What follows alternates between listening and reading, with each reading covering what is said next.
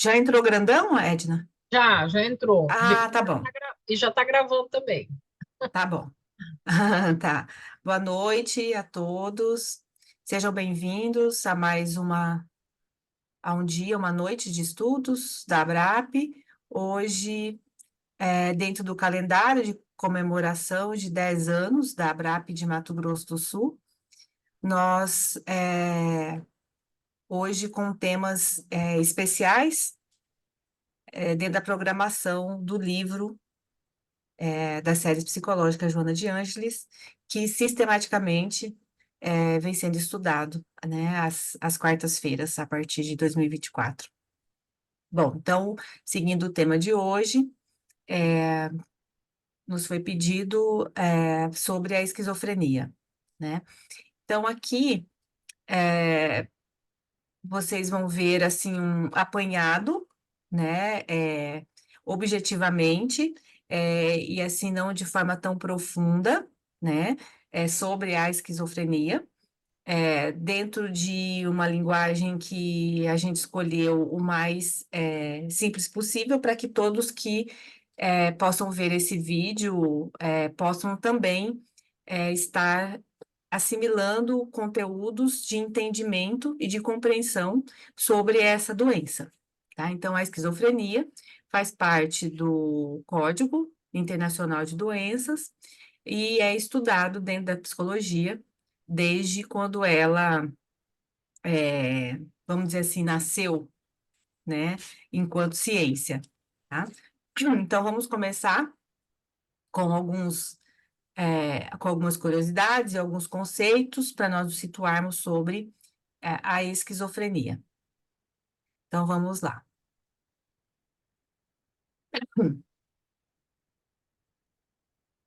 A esquizofrenia. A esquizofrenia é um dos mais graves transtornos da psiquiatria.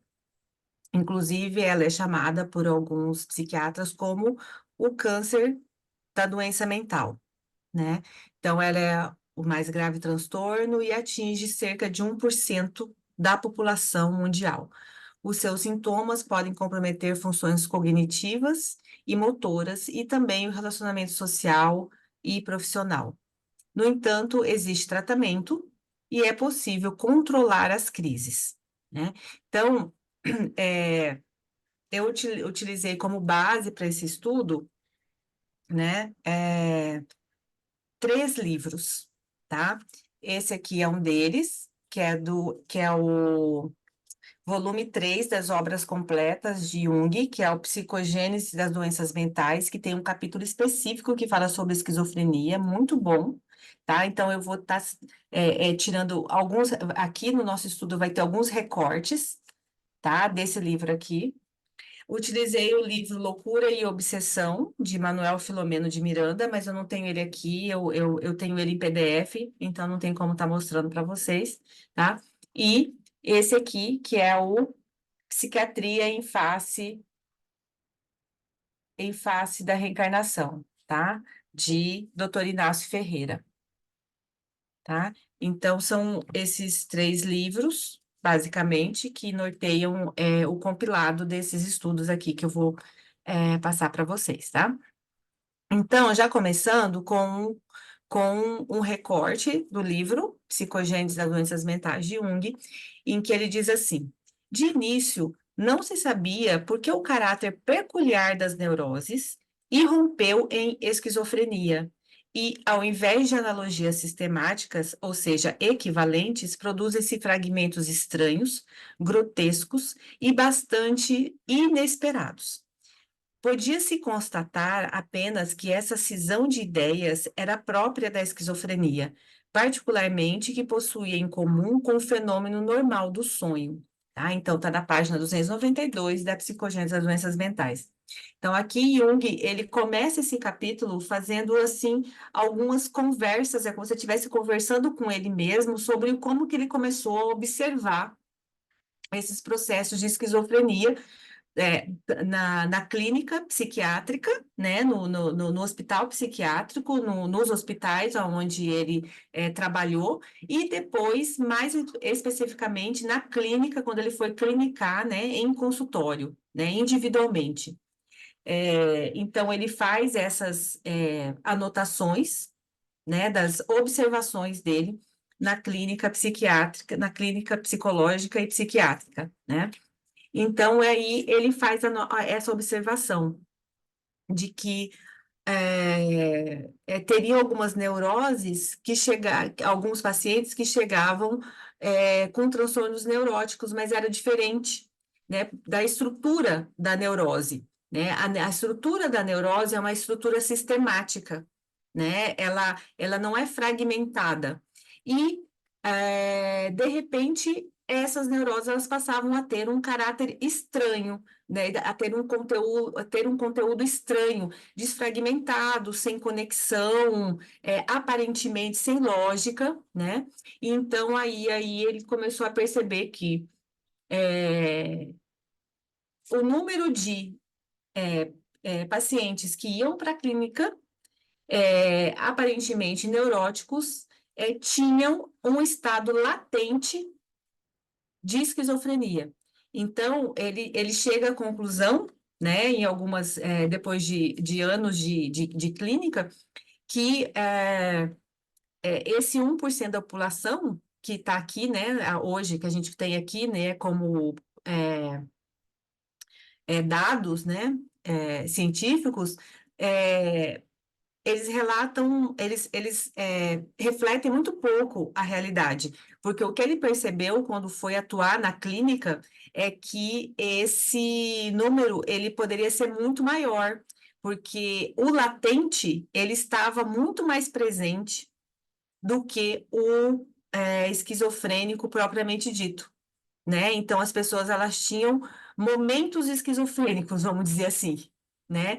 E desde o Eugene Bleuler, que foi o que falou sobre a esquizofrenia e cunhou o termo esquizofrenia, os sonhos, o esquizofrênico, ele tinha na sua fala o conteúdo semelhantes às estruturas dos sonhos, né? Então, eles fizeram essa analogia, tá? Só que um de modo inconsciente, né, através dos sonhos, e o outro no momento de vigília mesmo, tá? Essa desfragmentação, né? Isso que a gente tem nos sonhos.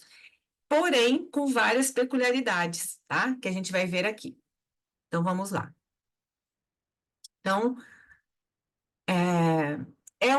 iniciou-se, né, essa palavra, né, esquizofrenia, foi cunhada inicialmente no século XX por Eugene Bleuler, e o conceito inicial, né, se colocou assim, é um transtorno psicótico que se caracteriza por um distúrbio do qual a pessoa perde a conexão com a realidade, seja na forma de alterações de pensamentos, percepções ou no comportamento visível.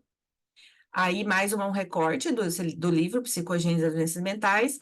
Freud diz assim: no meu entender, o fato de, na esquizofrenia, aparecerem formas arcaicas com muita frequência, significa que, nessa doença, as bases biológicas da psique se veem mais afetadas do que nas neuroses. Então, tem uma constatação aqui, que realmente a esquizofrenia, ela tem bases biológicas muito fortes na sua constituição enquanto causa enquanto efeito causal, né? Então, até tinha separado aqui alguns,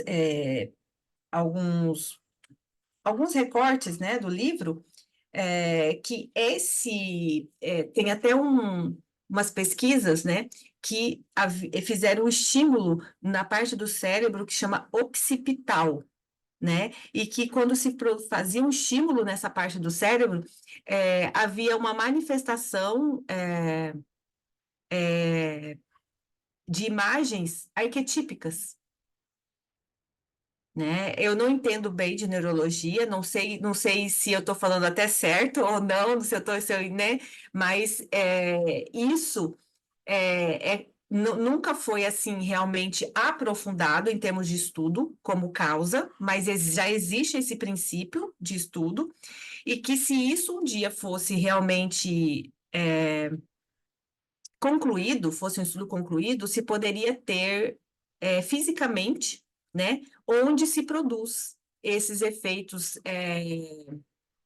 esses pensamentos fragmentados, né? Não se tem evolução em relação a isso, né? São hipóteses, tá? Mas trouxe assim a título de curiosidade. É importante saber que a abordagem sobre a esquizofrenia traz esclarecimento da população. Isso porque muitas vezes pessoas muito próximas a nós apresentam sintomas da esquizofrenia. E sem o conhecimento, podemos atribuir à pessoa um quadro que não condiz com a verdadeira doença mental. Apenas com conhecimento podemos ajudar e orientar as pessoas. Aí, mais uma vez, um recorte do livro. Jung diz assim: o número de psicoses latentes e potenciais é surpreendentemente grande em comparação com o número de casos manifestos. Calculo uma relação de 10 para 1, embora não possa apresentar dados estatísticos precisos. Não são poucas as neuroses clássicas, como histeria e neurose obsessiva, que durante o tratamento se revelam com psicoses latentes, podendo, por vezes, transformar-se em psicoses manifestas. Tá? Então, só para ter uma ideia como que é complexo, né, é esse tema. Então, assim, porque se tem alguns sintomas, isso não quer dizer que estamos diante de uma doença que se pode chamar de esquizofrenia, né? Porque existe esse número bem grande, surpreendentemente grande, como disse Jung, de psicoses latentes e potenciais, tá? Então, vamos lá. Características gerais da esquizofrenia. Então, nós temos três grandes vertentes aí, que é a hebefrênica, catatônica e paranoide. Não vou falar sobre elas agora, porque a gente vai, em outros slides a gente vai ver melhor um pouquinho, né? Resumidamente. É importante saber também que, segundo a Associação Brasileira de Psiquiatria, a doença tem predominância no sexo masculino e nem sempre é diagnosticada no seu início. Alguns sintomas precoces podem aparecer meses ou anos antes de outros sintomas se manifestar.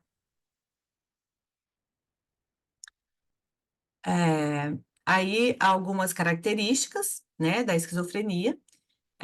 Seria incoerência do pensamento, da ação e afetividade, discordância, dissociação, desagregação, afasta-se da realidade e se entrega a uma vida interior com produções fantasiadas, como um autista, com atividades sempre mal sistematizadas. Deterioração intelectual. O caráter da doença se evolui com diversos ritmos para uma deterioração intelectual e afetiva. Isso resulta em estados de feição demencial, que é um traço muito importante para o diagnóstico da maioria das psiquiatrias, para a esquizofrenia. Então, mais características, esquizofrenia, tipos, sintomas e tratamentos. A história natural da esquizofrenia é dividida em três fases.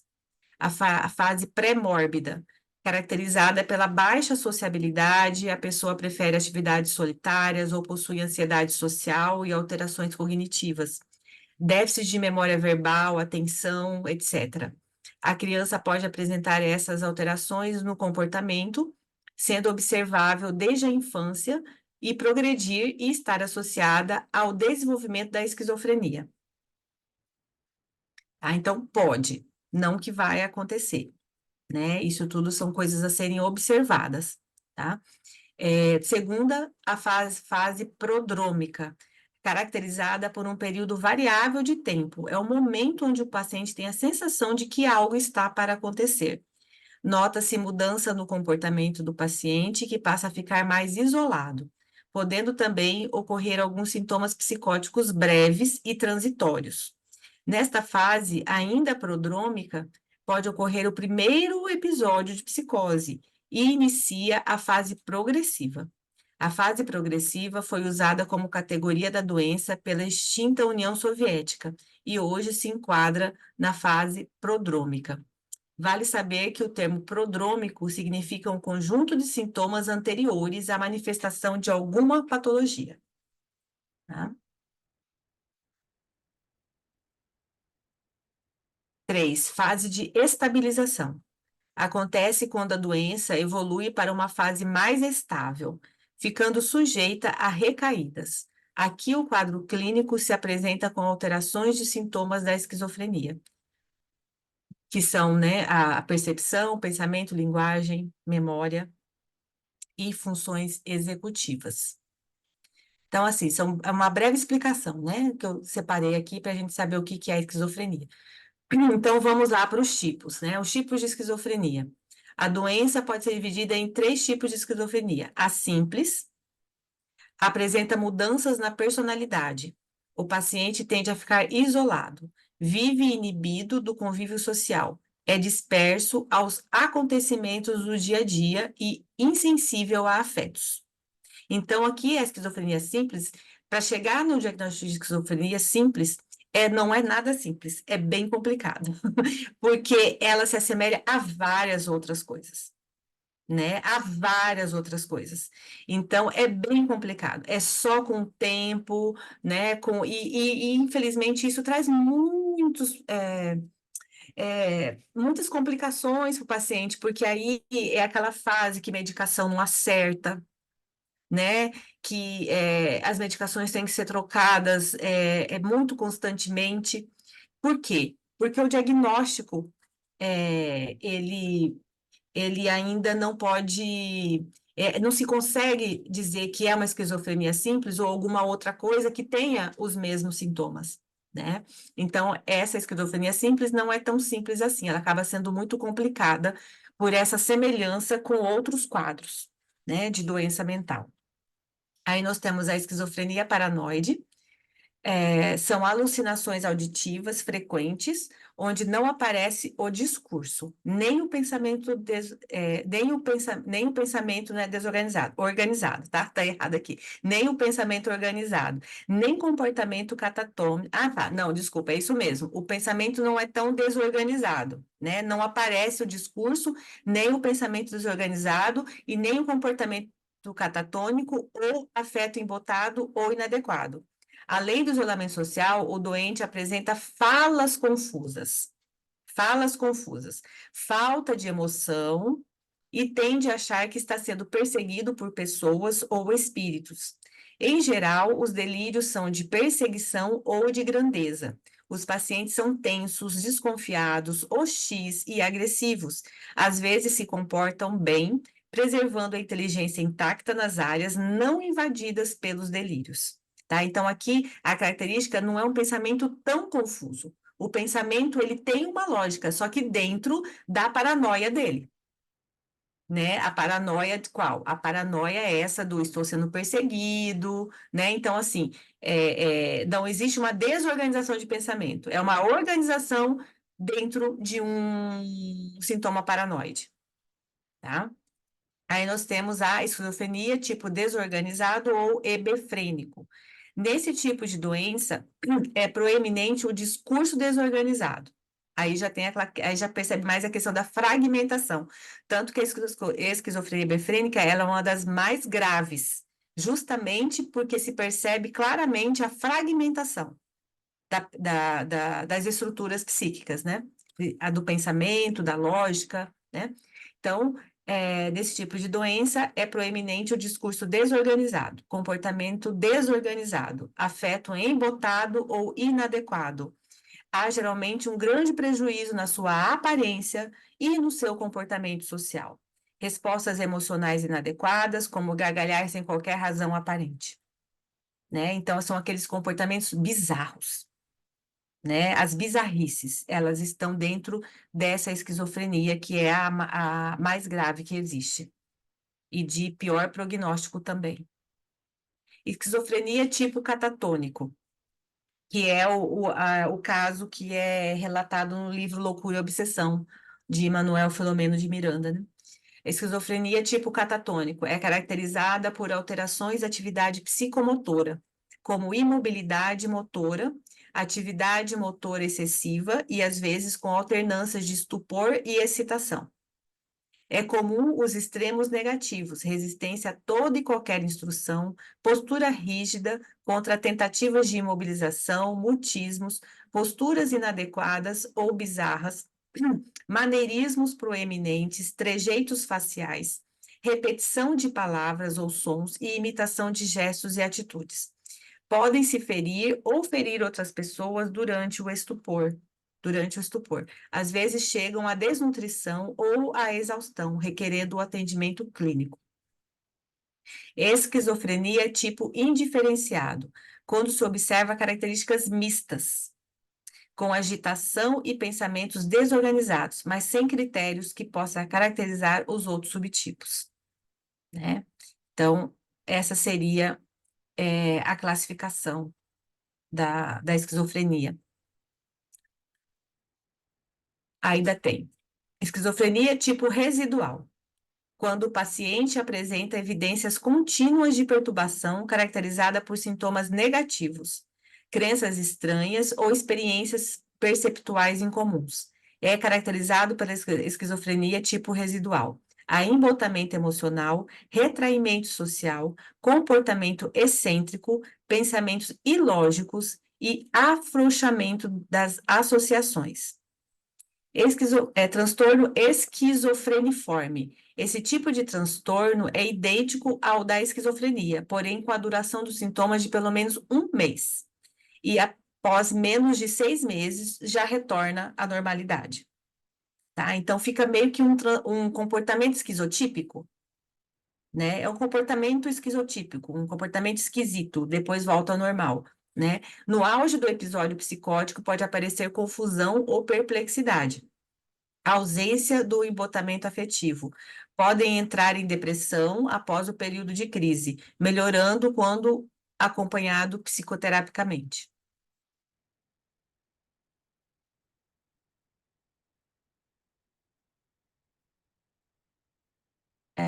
Será que eu pulei dois? Não, né? Pulei.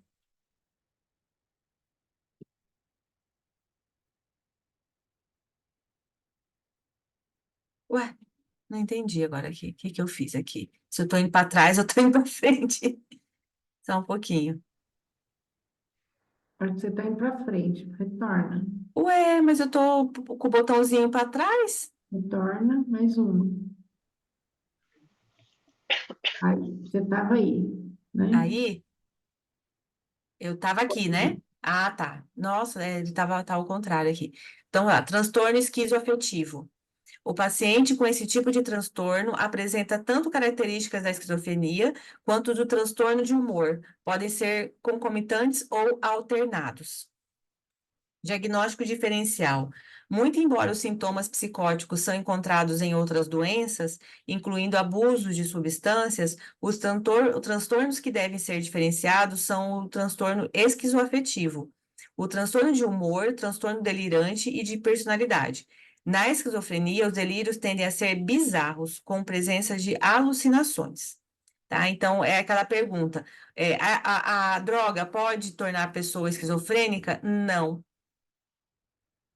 Ela tem sintomas de esquizofrenia, mas não quer dizer que é um esquizofrênico, tá? Porque, assim, para se falar, dar o diagnóstico de esquizofrenia, ele é muito mais complexo, né? Tem que ser coisas muito mais duradouras, né? É, o uso de drogas, ele ativa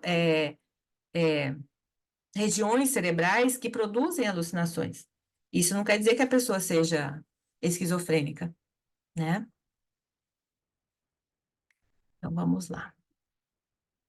Sintomas da esquizofrenia. Em relação aos sintomas da esquizofrenia, pode-se agrupá-las em 3. Sintomas negativos. Estão associados a interrupções nas emoções e comportamentos normais, ausência de manifestações psíquicas que deveriam estar presentes, embotamento afetivo, expressão facial inalterada, diminuição dos movimentos espontâneos, então é aquela coisa mais endurecida, o movimento mais robotizado, andar durinho, né? Não tem uma espontaneidade, né, de movimentos. Pobreza de gestos expressivos, pouco contato visual, diminuição ou ausências de resposta afetiva. afeto inapropriado, falta de modulação vocal. Alogia, o que é isso? Pobreza de fala, pobreza de conteúdo da fala, bloqueio do pensamento, maior latência de resposta. Abulia, apatia, deficiência nos cuidados pessoais e na higiene, falta de persistência no trabalho ou nos estudos, anergia física, né? Redução, sem energia, sem energia, né? Física. Anedonia, poucos interesses, poucas atividades recreativas, comprometimento nas relações afetivas, poucos relacionamentos com amigos. Atenção e diminuição da concentração. Então, são os chamados sintomas negativos. Sintomas positivos, que na verdade não são positivos, só são diferentes. Acho que não sei nem por que se adotou essa terminologia, né, de sintomas negativos e positivos, mas vamos lá.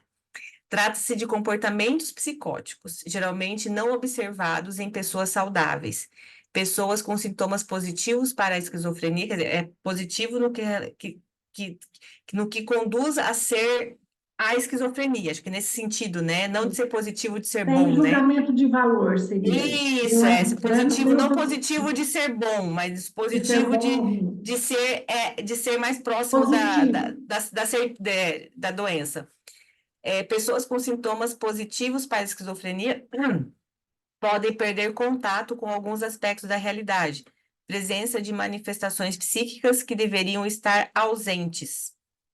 Alucinações auditivas, vozes que fazem comentário, vozes que conversam entre si, somáticas, táteis, olfativas, visuais, delírios persecutórios de ciúmes, culpa, pecado, grandiosidade, religiosos, somáticos, de referência, de ser controlado, de leitura da mente, transmissão de pensamento, inserção de pensamento, retirada do pensamento, né? Tipo, roubaram o meu pensamento, né?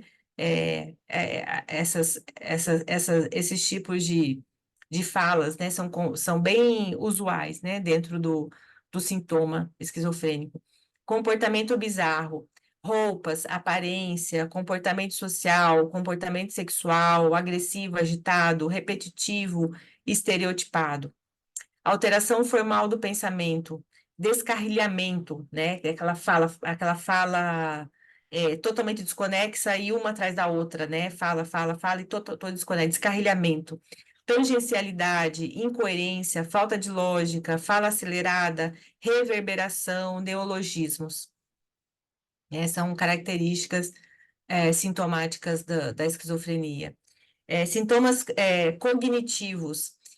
Para algumas pessoas com esquizofrenia, os sintomas cognitivos são sutis, para outras são mais graves, e os pacientes podem perceber mudanças na memória ou outros aspectos do pensamento. Sintomas: baixo funcionamento intelectual, capacidade de entender informações e usá-la para tomar decisões, dificuldades para manter-se focado ou prestar atenção em atividades cotidianas. A esquizofrenia é uma doença psicótica que ainda vem sendo debate de estudos por não ser totalmente compreendida e não ter uma lógica intrínseca, onde mesmo após a remissão da doença, o paciente ainda pode apresentar pensamentos confusos.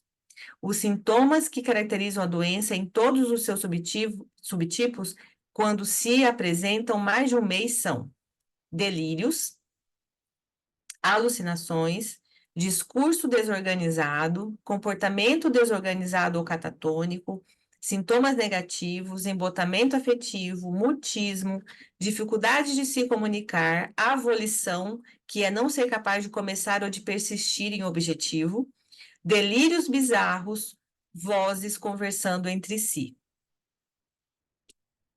Sintomas e sinais de alerta precoce da esquizofrenia. Tá? É muito importante. Vocês vão perceber até que depois aqui nas falas do Jung, quanto é importante esses sinais de alerta serem observados, o quanto que eles retardam um surto psicótico, né? O quanto que eles tornam a doença mais tratável, quando se observa e precocemente se faz algum tipo de intervenção, né, da esquizofrenia. Os sinais são diferentes para todos, podem ir se desenvolvendo lentamente ao longo dos meses ou anos, ou podem aparecer de forma abrupta. Comportamentos que são sinais precoces da esquizofrenia incluem ouvir ou ver algo que não está lá, uma sensação constante de estar sendo observado, um modo peculiar ou sem sentido de falar ou escrever, posicionamento corporal estranho, sentir-se indiferente a situações muito importantes, já está um princípio de embotamento, né, afetivo, sentir-se deterioração do desempenho acadêmico ou profissional, mudança na higiene e aparência, uma mudança na personalidade, aumento da retirada de situações sociais e isolamento, respostas irracionais, zangadas ou com medo dos entes queridos, incapacidade de dormir ou se concentrar, comportamento inadequado ou bizarro, preocupação extrema com a religião ou ocultismo.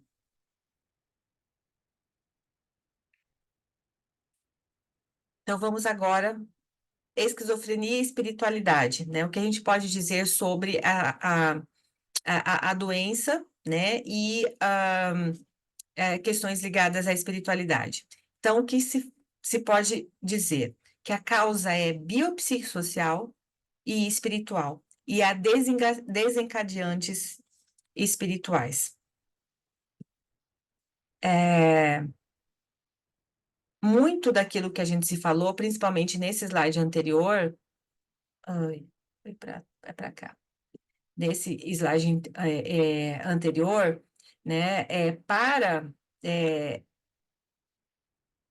aquilo que a gente conhece, né, doutrinariamente, né, na doutrina espírita, são sinais de mediunidade, né, são coisas muito próximas. Então, no que se refere à esquizofrenia e espiritualidade, muitas vezes a mediunidade ela é um desencadeante, né? Mas ela não é a causa em si, né? Então, isso é muito importante, porque a mediunidade ela vai ser facilmente controlada, esses delírios, essa sensação de estar sendo vigiado, né? Se é mediunidade, ela vai ser facilmente controlada com atividades doutrinárias e conhecimento.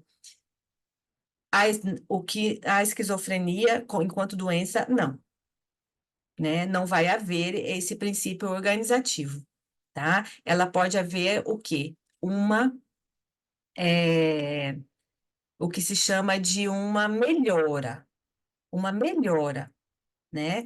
Porém, não a pessoa ela vai vir retornando em alguns ciclos, né? Através dos surtos psicóticos, tá? Então, a mediunidade, mesmo ela tendo muito desses aspectos aqui, né? Com um princípio razoável, organizativo de vida, isso tudo desaparece, né? Na esquizofrenia, não. Então, vamos lá.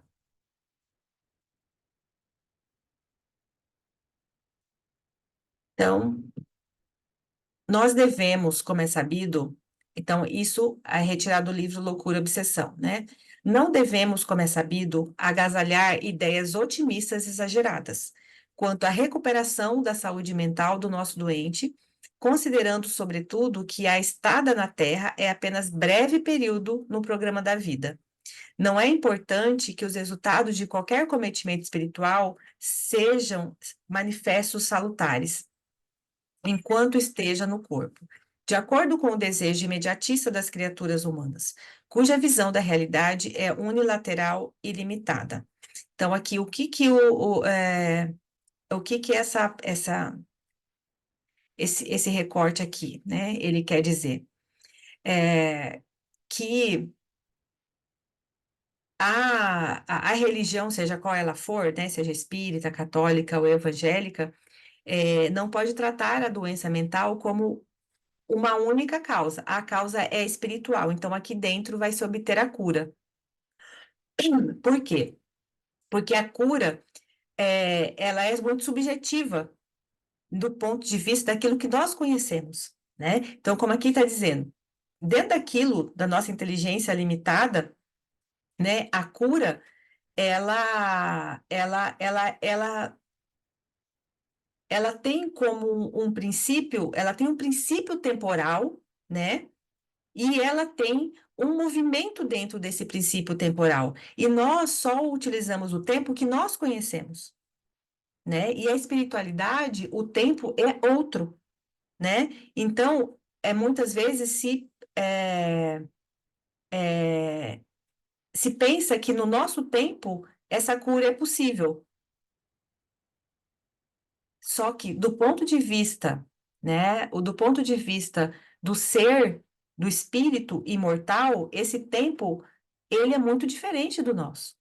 Então, se pode se falar em cura, até se pode, mas dentro do nosso tempo, talvez não dentro do nosso tempo, né? Na verdade, não diante do nosso tempo, tá? Então, aqui se chama a atenção para isso, né? Para não agasalhar ideias otimistas exageradas, né? De que se a pessoa for disciplinada, se ela seguir à risca vários protocolos religiosos e tudo mais, ela vai ficar curada da esquizofrenia e ela pode largar os seus tratamentos alopáticos, os seus remédios, né? Porque só aquele tratamento do centro espírita, ou da igreja, ou de qualquer outro ambiente religioso, vai estar promovendo essa cura. Entenda-se o espírito como o ser causal, em processo de evolução, adquirindo experiências e superando as manifestações primárias através de novas experiências iluminativas. Trataremos dos inevitáveis efeitos dos seus atos danosos, mas remontaremos à causalidade que se encontra no ser real e não no seu símile material. Então, as causas, elas estão muito distantes daquilo que a gente pode imaginar, né? E mesmo qualquer tipo de tentativa de buscar um nexo causal para essa doença, ainda assim, nós estamos bem longe de encontrá-lo, né? Então, isso é falado tanto pela ciência médica, como também pelos espíritos, tá?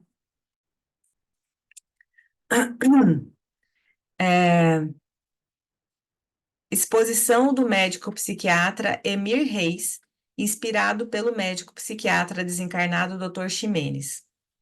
Tá? Então, ele diz assim, Dr. Ximenes, né? Um médico sendo médium de de um espírito médico, tá? Então, diz o seguinte: se levarmos em conta que o paciente esquizofrênico é um ser imortal, que ele procede de experiências ancestrais que traz nos tecidos sutis do espírito os fatores que o predispõem à síndrome que se manifestará mais tarde, compreenderemos que as mudanças químicas no cérebro, os fenômenos genéticos, as alterações estruturais são efeitos de sua consciência de culpa, da sua necessidade moral de reparação dos crimes cometidos, que ficaram ignorados pela justiça terrestre, mas que ele conhece.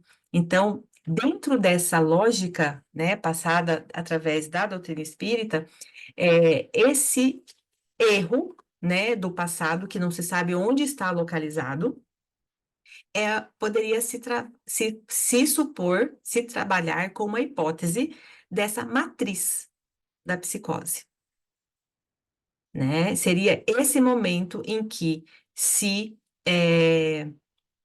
a consciência de culpa, né? Ela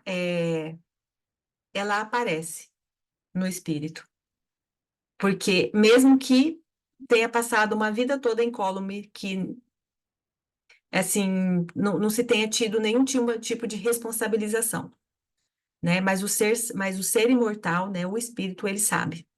né? E é essa consciência de saber algo de si mesmo que talvez ninguém saiba, né? É que se pode pressupor, dar como hipótese do ponto de vista espiritual da matriz da psicose. Então vamos lá, mais algumas coisas. Então o tratamento, né? O tratamento não, ele deve ser, né? Medicamentoso sempre, tá? Não existe esquizofrenia que seja tratável sem medicamento, tá? Ela é um elemento químico necessário, tá? Psicoterapia de apoio, fluidoterapia. Por quê? Porque a fluidoterapia auxilia na troca das moléculas malsãs, que é o passe, a água fluidificada, o floral, né? A desobsessão. Por quê? Porque o esquizofrênico é sempre um obsediado? Porque o obsediado é aquele que sabe do que ele fez e fica lá enchendo o saco dele? Pode ser que sim, pode ser que não, mas uma coisa é certa, né? O transtorno esquizofrênico torna o espírito mais vulnerável, né? E essa vulnerabilidade da doença, ela pode atrair processos obsessivos que se chama de oportunistas. Na verdade, não é nem nada assim pessoal, vamos dizer assim, não é nem nada pessoal contra o esquizofrênico, mas são espíritos que são galhofeiros, que não estão nem aí, que querem mais fazer zoação, né? E que tem tempo para isso e não tem o menor pudor, não tem ainda a compaixão por aquele que está sofrendo, né? E aí se aproximam, por quê? Porque percebem a vulnerabilidade, às vezes só para se divertir mesmo, fazem isso só para se divertir mesmo, né? Se aproximam dessas pessoas. Então, por isso a importância, né, da pessoa esquizofrênica, ela se tornar o menos vulnerável possível, né? Para que não fique tão à mercê desses seres que estão na outra dimensão. Então, aqui, duas partes também do livro, Psicogênese agora, né, das doenças mentais. Jung diz assim: foi para mim uma novidade constatar, logo que abri minha clínica, o número relativamente grande de esquizofrenias latentes que evitam o hospício, de modo inconsciente, mas sistemático, buscando auxílio e orientação junto aos psicólogos. Né? Então, essa foi uma constatação também que Jung teve, né? O quanto os esquizofrênicos latentes estão dentro, procurando ajuda dentro do consultório, né? Mas que ainda não surtaram. Mas se percebe a fragilidade da estrutura psíquica, né? E é importante do psicólogo é perceber isso, né? E não contribuir, né? Para que a desestrutura aconteça, né? Ter técnicas que trabalhe o paciente, né? Mas que dê suporte para essa estrutura frágil. Apesar de ser inquestionável o caráter psicogênico, na grande maioria dos casos, o que nos leva a esperar um transcurso puramente psicológico da doença, existem fenômenos da esquizofrenia que parecem escapar a uma explicação psicológica, né? Então, Jung já observava, né, isso. Vamos continuar. Então, e aí, vamos falar, continuando falando sobre tratamento, nós vamos falar sobre a humanização do tratamento do paciente esquizofrênico. E aí, nós vamos trazer aqui a figura da doutora Nise, né, que ela foi uma grande precursora dessa humanização do tratamento do paciente esquizofrênico. Eu pensei muito assim, eu ia trazer algumas coisas sobre essa questão da história do tratamento do paciente esquizofrênico, mas é muito triste, né? É muito pesado e eu tive que optar, e aí eu optei então por trazer a pessoa que humanizou aquele tratamento horrível que se fez nas décadas passadas com o paciente esquizofrênico dentro dos hospitais psiquiátricos, né?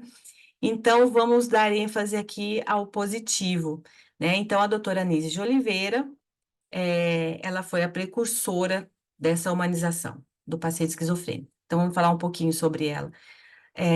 Doutora Anísia de Oliveira, lagoana, que nasceu no início do século XX, é conhecida internacionalmente por ter revolucionado o tratamento dado às pessoas com problemas mentais internados em manicômios.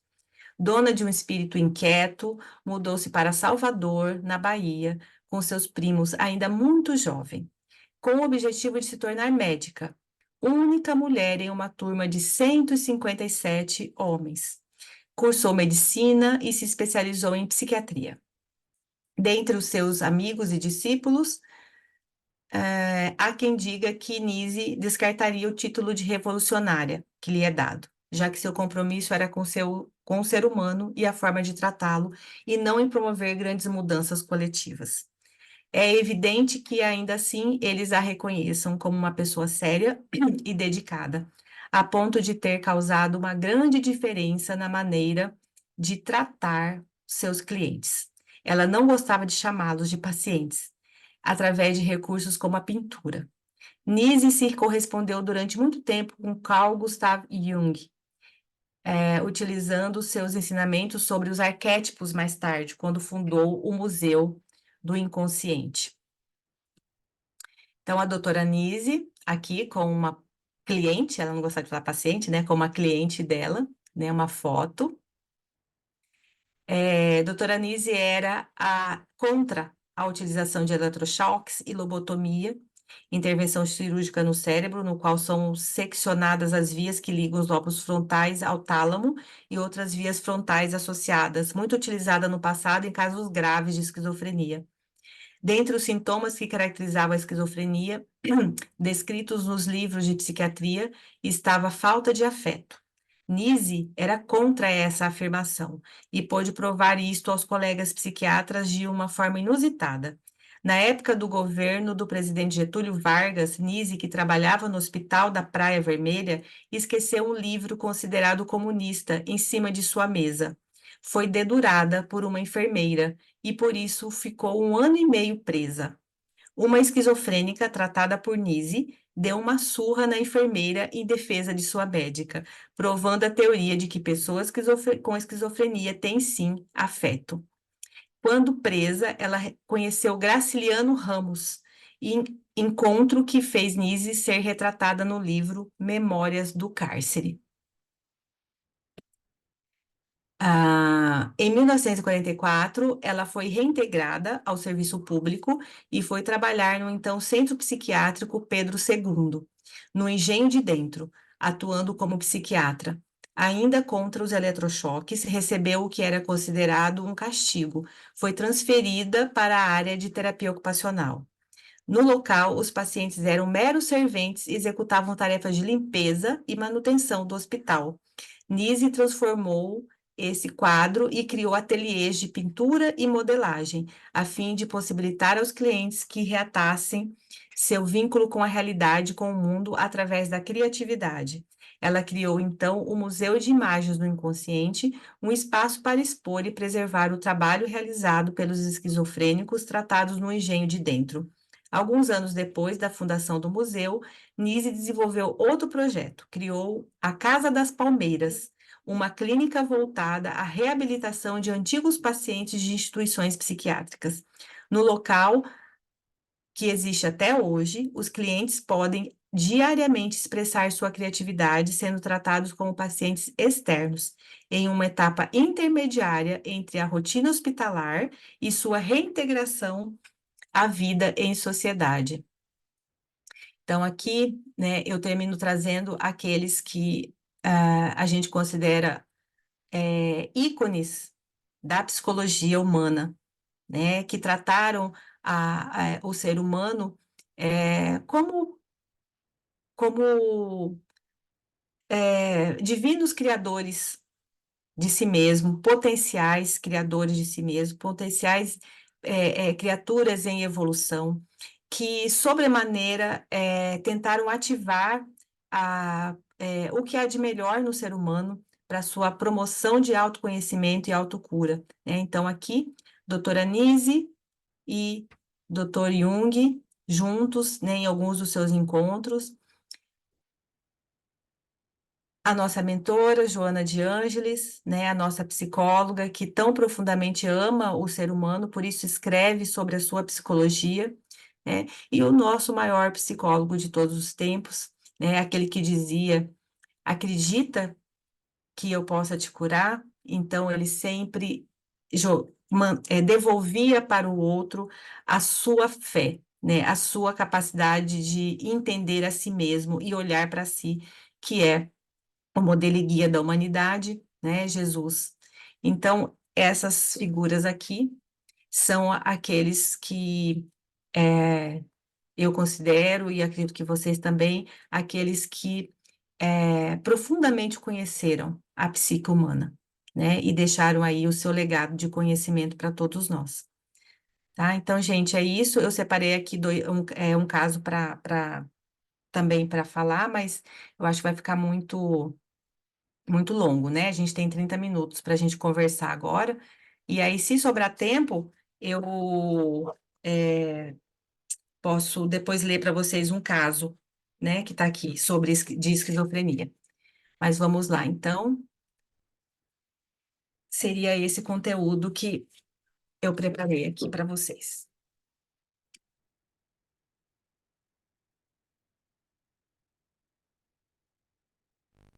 Podem abrir os microfones. Agora é hora de falar. Renata, logo no início, você falou Então, o som está esquisito. Seu som tá ruim, Edna. Será que é o meu som? Vocês estão ouvindo bem, Edna? Não, né? Tá. Olá, tá me ouvindo bem? O som da Edna está com problema com o engate. Parece que tá com interferência. Tem alguma interferência aí, não sei. Na verdade, nós falamos, está replicando.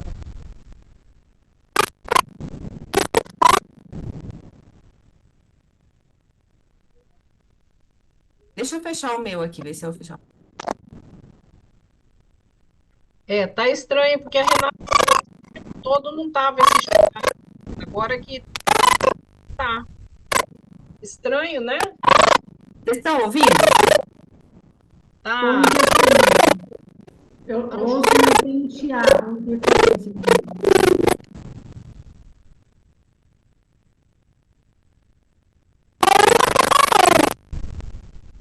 Olga, fecha o seu um pouquinho. É da Olga. E aí? É o da Olga. O da Olga. É o seu, Olga, que tá dando interferência.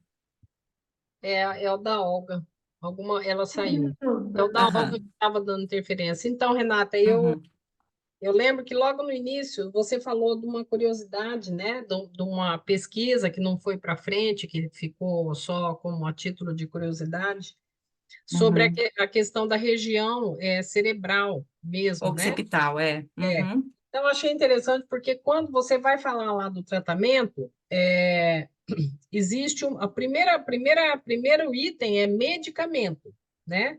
Então, se o medicamento, Bela vai entrar aqui, se o medicamento ele conserva, ajuda, né, a não dar o surto, é no orgânico, né? É no somático. É no orgânico. Uhum, Então, realmente, tem coisa aí no cérebro mesmo, né? Tem coisa no cérebro, sabe? Então, achei bem interessante essa pesquisa que não foi para frente, mas que deveria ir, né? Porque realmente o tratamento para esquizofrenia sem medicação torna-se impossível, né? Impossível. Uhum. Eu tô E, tentando achar aqui certinho, mas aí vocês vão falando enquanto tá. eu procuro aqui onde Jung fala sobre essa pesquisa. É muito interessante que deve ter mesmo, tá? E outra coisa que tem numa daqueles tipos da esquizofrenia, não me lembro qual que é, porque não deu tempo de anotar aqui, é antes daquela esquizotípico, aquela outra, ela parece muito, ela confunde muito com as crises de quando a pessoa está com a crise da bipolaridade, que precisa ser internada, sabe? Muito parecido, muito. Que tem o mesmo tipo, né? Quando ela está surtada por diagnóstico de bipolaridade, é o mesmo sintoma da esquizofrenia, sabe? Eu já tive um caso assim, de paciente assim. Uhum. Então, acho que era isso por enquanto. Aqui, gente, achei, ó. Inclusive se falava na época já sobre questão de toxina liberada pelo afeto nessa área occipital. Porque Certo. uma das coisas que se estuda muito dentro da psicologia analítica para a questão da esquizofrenia é que a esquizofrenia ela tem um dos elementos causais é um afeto exacerbado, né? Então, olha só, achei aqui, ó. Na esquizofrenia, talvez se deva pressupor como hipótese explicativa um agente nocivo específico, uma toxina liberada pelo afeto excessivo que produz, possivelmente uma ação específica, tá? Aí, na parte da pesquisa, deixa eu achar aqui. Recentemente, na época que Jung escreveu o livro, né? Recentemente, porém, fui informado que dois pesquisadores americanos parecem ter conseguido provocar a visão alucinatória de uma forma arquetípica, estimulando o córtex occipital. Trata-se de um caso de, na época ele estava estudando, né? Trata-se de um caso de epilepsia que apresentou como sintoma anterior ao ataque a visão de uma quadratura circuli, que essa quadratura circuli, ela o que se chamava de, olha que interessante, né? Uma mandala, né? São símbolos conhecidos como mandala, essa quadratura circule, cuja localização no córtex occipital já havia sido por mim intuída há muito tempo. Né? É uma produção dessas imagens ali naquela localização do córtex occipital. Então, ali seria hipoteticamente, um local onde as alucinações são produzidas. Né? Só que, ó, lá na época de Jung, né? Jung escreveu esse volume 3 aqui, ó, em 1800, não, ai, sei lá, 1960. gente. Deixa eu ver se eu acho. 1961, aqui está escrito assim, Carl Gustav Jung, 1800. E assim, não se tem, assim, eu até procurei na internet, se alguém quiser pesquisar, se essas pesquisas foram para frente, me parece que não. Me parece que não foram para frente esse tipo de Parece que pesquisa. não. Pois é.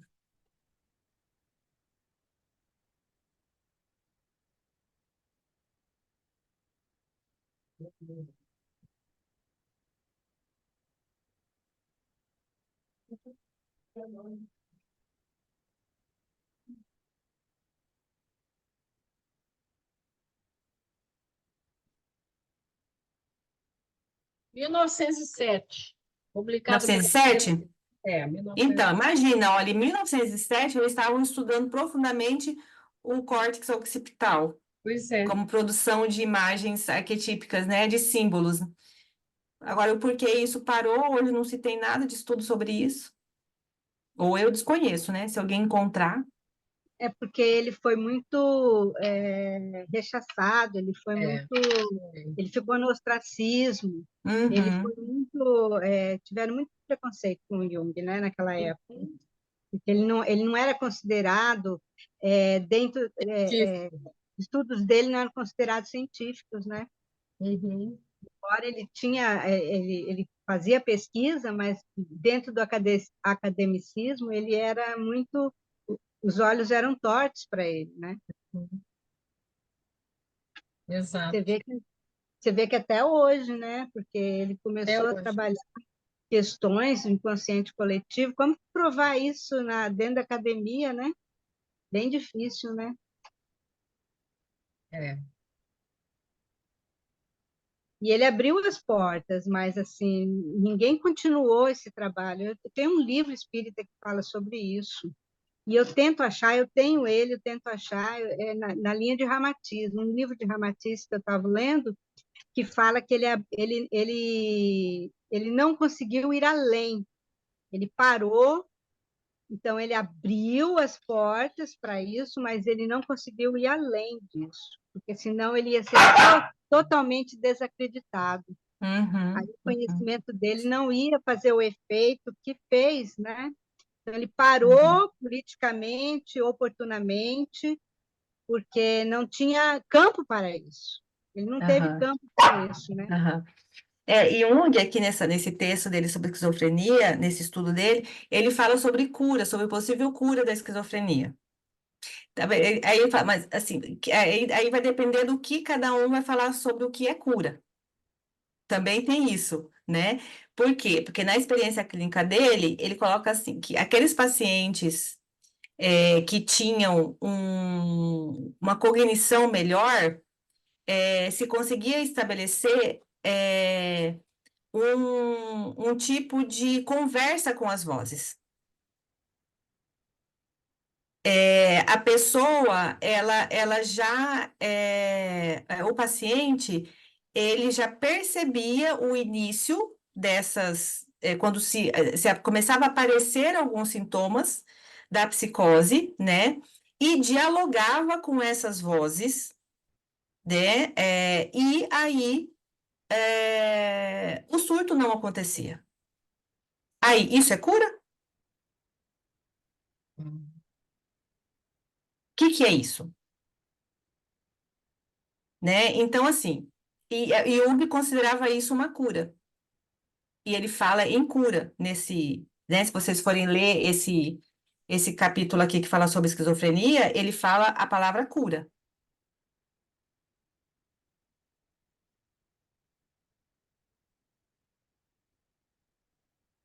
A experiência dele com alguns pacientes que controlavam a esquizofrenia intelectualmente.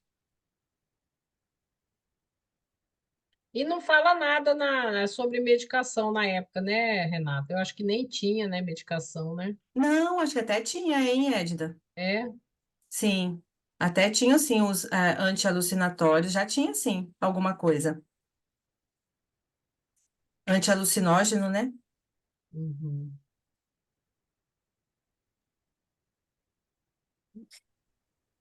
Fala, Renata, me Nossa. chamou a atenção quando você leu naquele livro lá do Desobsessão, o livro espírita, Uhum, fala sobre a questão da culpa.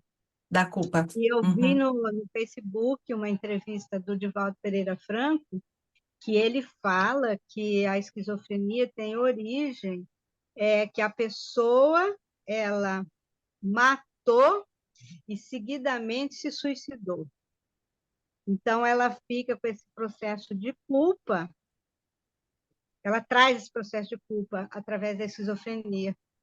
Divaldo falou isso. Eu tentei achar no Facebook, porque eu queria mostrar para o pessoal aqui em casa, não achei mais essa entrevista dele, ele falando isso, que é quando a pessoa mata, possivelmente relacionamentos amorosos, não sei, mata uma pessoa e logo se suicida. Então, ela vem com a esquizofrenia como um resgate.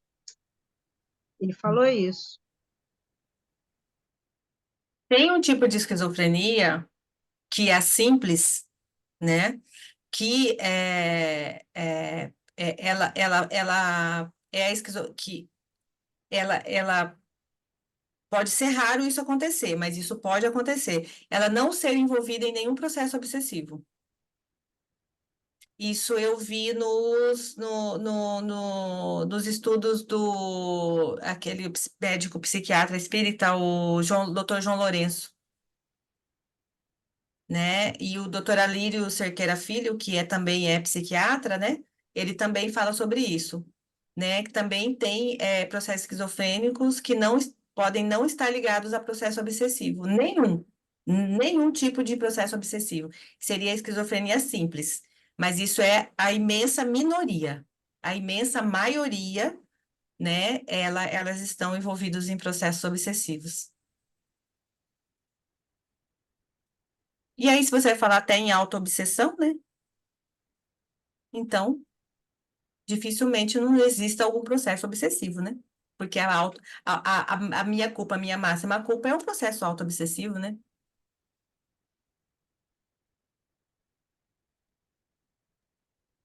Que nesse caso está no inconsciente da pessoa, ela traz isso. Exatamente. Então, aí ela acaba, por aproximação, por eletromagnetismo e tudo, né? Ela Uhum, traz também, né? uhum.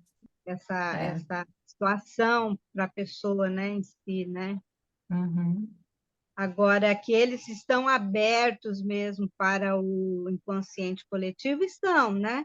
Estão. Porque é aberto, porque assim, eu sinto, porque a minha irmã é esquizofrênica, né? Uhum, uhum, Então, aqui em casa, assim, por exemplo, se a gente está passando por alguma crise, minha mãe ficou doente, tudo, a primeira a se desestruturar é ela, a minha irmã.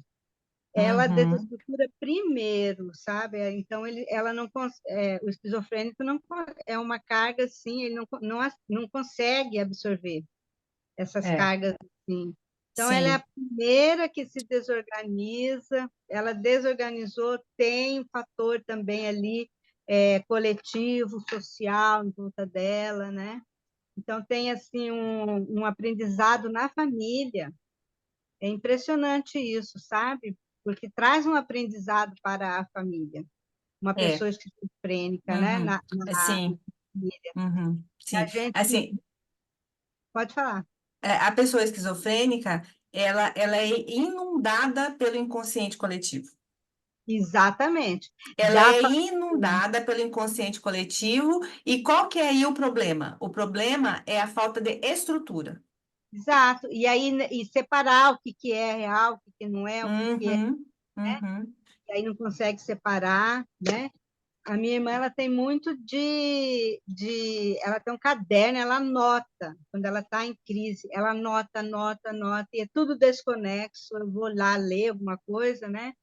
Assim, no momento que ela não está, não, é bem desconexo mesmo, são coisas assim, uhum, coisas assim que ela estudou, que ela é muito, geralmente são muito inteligentes, as pessoas, uhum, uma inteligência até acima, e muitas coisas que ela faz conexões que não existem, sabe? Assim, escreve muito, né? Mas aham, e ela, mesmo na medicação, eles entram em crise. Mesmo com a uhum, medicação, às vezes a gente acaba porque tem que ter uma vigilância muito grande na questão da medicação, porque se a gente descuida, a pessoa não tomar, ela vai entrar em crise, né? Aí demora uns uhum, 15, 20 dias para ela novamente voltar aquela uhum, normalidade que a gente está acostumado, né? O jeito da pessoa de ser, né?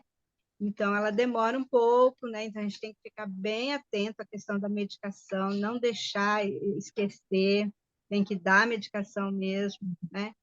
E é impressionante, assim, também, quando a pessoa está no momento, assim, controlada, né? É uma pessoa, assim, funcional. Ela fica uhum, bem uhum, funcional, sabe? E só quando ela entra em crise, que assim, no caso da minha irmã, é a questão, ela fica um pouco catatônica, né? Muito parada, às vezes, assim, mas mais assim, o catatonismo, né? Mas depois logo ela volta, mas mesmo com a medicação entra em crise, sabe? uhum, uhum. E aí a Na gente questão da. nós levamos ela uma vez para tirar uma dúvida no Dr. Gilberti. O Dr. Uhum, Gilberti aqui em Campo Grande, ele é muito famoso, tudo, muito uhum, respeitado, né? Aí ele disse assim, a leitura dele foi assim, nossa, vocês cuidam muito bem dela. Ela está do jeito que ela está, porque vocês cuidaram muito bem dela. Então, assim, que ela está com 60 e eu estou com 61, ela está com 64. Então, assim, né, a gente cuida muito, tudo, dá medicação, né? A questão da família, do carinho da família, é importante, né? A aceitação da família também, aceitar a pessoa do jeito que ela é, da maneira que ela é, né? Às vezes, e a gente, assim, driblar, né? Às vezes ela tem aquelas teimosias, a pessoa tem aquela teimosia, não quer vestir tal roupa, não quer sair, ou não quer ir em tal lugar, né? Tem vezes que ela faz assim, não, deu todos os perfumes, não queria mais usar perfume. Depois ela não queria usar batom nenhum, não queria maquiar nada. Aí tem época que ela não quer comer as coisas, sabe assim? Algumas coisas ela fala, não, estão me falando que não é para mim comer isso, estão me dizendo que não é isso e tal. Então, se a gente aceitar esse processo, né, de que tem essas vozes interiores, né, e que às vezes a gente questiona e fala, não, por que que você não fala que você quer isso? Por que que você não pode comer? É saudável, a gente tenta levar pelo raciocínio, pela lógica, mas aí ela parece-me que segue esse princípio assim norteador, sabe? Interno dela, dizendo para ela fazer tal coisa, para ela deixar de usar tal coisa, né? E aí acaba que a gente vai assim aceitando a maneira de ser, e aí ela volta ao equilíbrio dela. Essa é a nossa experiência aqui com uma pessoa assim, né? Ela não é um caso também que é muito grave, né, de esquizofrenia. É, assim, Jung, voltando para a questão da clínica psicológica, né, Jung, ele fala muito da questão da observação dos sonhos, e que a análise dos sonhos, com relação a, principalmente, aquele tratamento precoce, né, precocemente detectar, né, um esquizofrênico aí potencial, né, ou latente, os sonhos, eles mostram bastante se é latente a esquizofrenia, né? Então, a hora que vocês puderem, né, dar uma lida, se quem quiser, né, ele faz os relatos de algumas vezes em que isso foi observável através dos sonhos e que aí ele detectou isso e já tomou algumas atitudes, né, precocemente, para que aquela estrutura assim, ela, né, ficasse firme e não desmoronasse, né? E é bem interessante, né, as características dos sonhos que indicam uma possível esquizofrenia latente. Ô, Renata, você estudou alguma coisa relacionada com a questão hormonal? Porque, Hormonal, não, nada, não vi nada. pelo que a gente sabe, é a mudança hormonal que faz a manifestação. Por exemplo, com a minha irmã foi com 15 anos, na festa de Ah, aniversário sim, dela, que aí ela realmente, assim, foi o primeiro dia que ela, né, manifestou os sintomas e tudo. E pessoas com, às vezes, que entram em esquizofrenia mais tardiamente também, às vezes a questão hormonal. Então, tem essa questão do hormônio que talvez expressa biologicamente. Precisava, É. assim, ler mais sobre isso, né? Assim, na minha família eu tenho também, a minha irmã caçula é esquizofrênica, né? Mas, assim, é muito interessante porque na infância você também já percebe. Na infância você vai percebendo algumas coisas diferentes, né? Assim, eu me lembro que quando ela tinha acho que 6 ou 7 anos, uma coisa assim, ela olhou para a TV e começou a rir. E eu falei, que foi? Ela falou assim, eu tô vendo tudo pela metade. E eu senti ali que tinha alguma coisa já estranha. Então, olha só, a fragmentação já aparecendo, né? A questão de ver pela metade, né? O processo de fragmentação. né? E aí, depois, na adolescência, né? Talvez pelo processo da química da adolescência, como você me falou, só que a esquizofrenia ela pode aparecer até na terceira idade, né? Aí, como um processo demencial, ela, né? Ela aparece com algumas sintomatologias, às vezes até esquizofrenia mesmo, né? Então, eu estou vivendo isso com a minha mãe.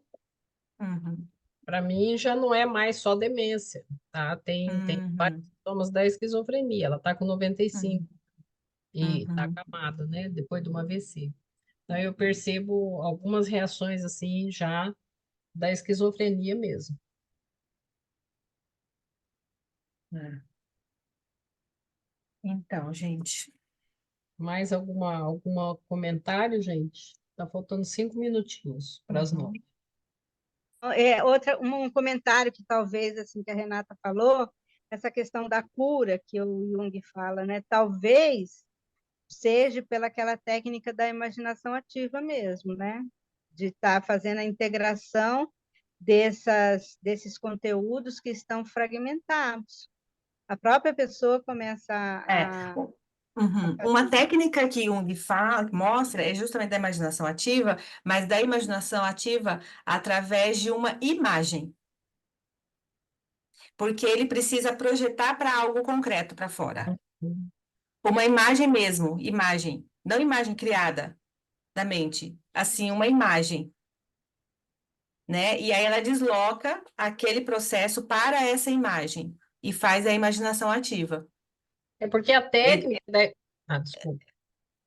então, ele coloca isso como uma técnica de contenção, que seria a mandala, que seria uma figura mesmo que você apresenta como dentro de várias figuras, né? Uma que seja significativo para a pessoa e promova esse diálogo. Porque lembrando da técnica da imaginação ativa, quem faz a gestão toda é o ego, né? E é o que o esquizofrênico tem problema, é com o ego, que está lá no É inconsciente para pessoal, né? isso. E no momento que ele Então, faz, ele estrutura aí a esse ego. imaginação ativa abstrata, como é que vai fazer se ele não tem, se o ego tá perdido lá no inconsciente? Entendeu? Então, talvez pela imagem, que é no concreto, dê mais certo. Isso vocês vão ver nesse capítulo aqui, que Jung fala sobre esquizofrenia, ele fala sobre essa questão da técnica da projeção para uma imagem concreta mesmo. É, Mas teve um dia que a gente fez um curso com o Ricardo e minha irmã foi e ela fez uma mandala e a mandala Aberta, né? aberta totalmente, né? Não fez a contenção, né? Uhum, uhum, Realmente que a pessoa está mesmo aberta. uhum. mais alguma contribuição, gente? Excelente apresentação, Renan. Gratidão pelos ensinos. Boa noite a todos. Boa noite, Olga. Boa noite. Boa noite, grata, Renata.